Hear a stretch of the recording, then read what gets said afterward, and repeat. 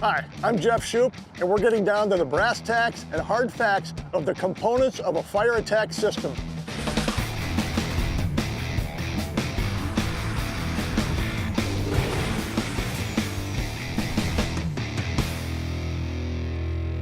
It's 4 items necessary to make a fire stream.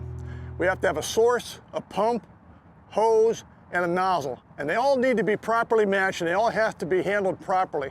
Let's start at the hydrant or the water source.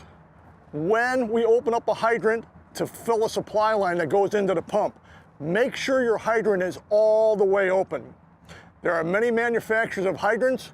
Many of them have a different number of turns. It's imperative that we get all the volume of water from that hydrant into the supply line and into the pump. The intake on the pump, it has to be all the way open also, because we don't want any turbulence going into the pump. We want a full flow going into the pump, and that's another thing that we have to consider. So full open hydrant, full open intake valves. The fire service has 3 basic hose size options: 1 3/4, 2 inch, and the 2.5 inch attack lines. We have 1 3/4, which is a great interior tack line, especially when matched with a low pressure, high volume nozzle.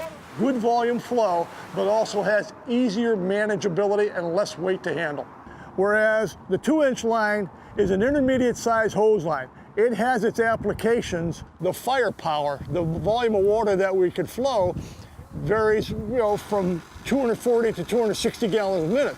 So it makes the 2 inch line very favorable as a good intermediate size attack line that has good volume and good mobility for firefighters.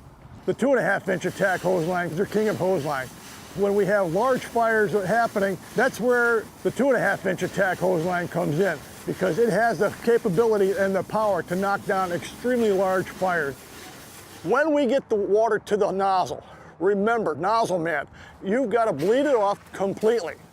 Whether you have 100, 150, or 250 feet out in the street, you've got to bleed it off, make sure all the air is discharged from the nozzle. And then when we start our attack, make sure that the bail is all the way open.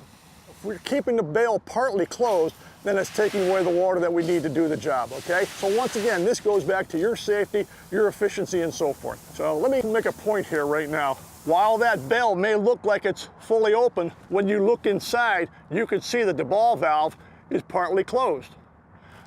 On the fire ground, if you have this bail being bumped partly closed, you should hear a rush taking place at the tip. And just get that bail, pull it back, and make sure it's open, okay? Another thing is nozzle mechanics for the nozzle man. When you're the nozzle man, make sure that you've got this nozzle out in front of you. Inside leg up, let the hose rest across your thigh, hold it in your rib cage, and make sure this bail is fully open, and then your hands are right here holding it. That allows you greater coverage with your stream. Up and down, side to side, big circles, whatever the case is, for you to deliver this water and knock the fire down.